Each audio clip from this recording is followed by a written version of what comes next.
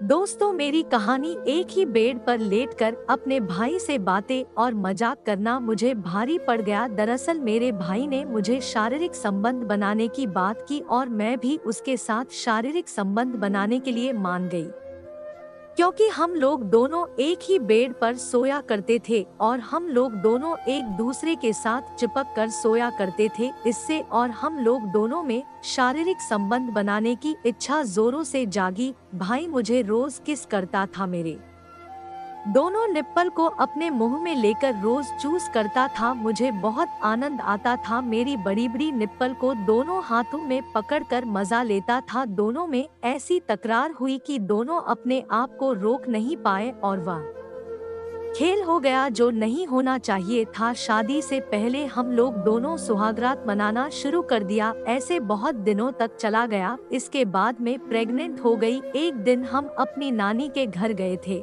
जहां किसी खास मौके की वजह से परिवार के सभी रिश्तेदार इकट्ठा हुए थे। मेरे पति बिजनेस के सिलसिले से बाहर गए हुए थे। यह सभी रिश्तेदारों के बीच उत्साह का मौका था।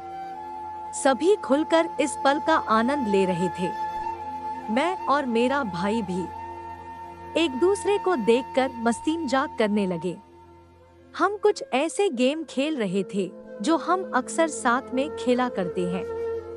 हालांकि मैंने बहुत बार ऐसा भी महसूस किया है कि लोग हमारी बॉन्डिंग को देख जलते हैं। उस दिन रात ज्यादा होने की वजह से कुछ रिश्तेदार वहीं रुकने लगे। घर में 2 बेड थे और सोने वाले 6 लोग थे। ऐसे में हमने घर के बड़ों को ऊपर बिस्तर में सोने के लिए कहा और हम नीचे चटाई बिछाकर सोने लगे। चटाई भी एक ही थी, तो मैंने और मेरे भाई ने यह तय किया कि हम एक साथ जमीन पर ही सो जाएंगे। हम इस बात से बहुत खुश थे। हमने रात भर बातचीत की। एक दूसरे को हम अपनी अपनी जिंदगी के बारे में सब कुछ बताने लगे।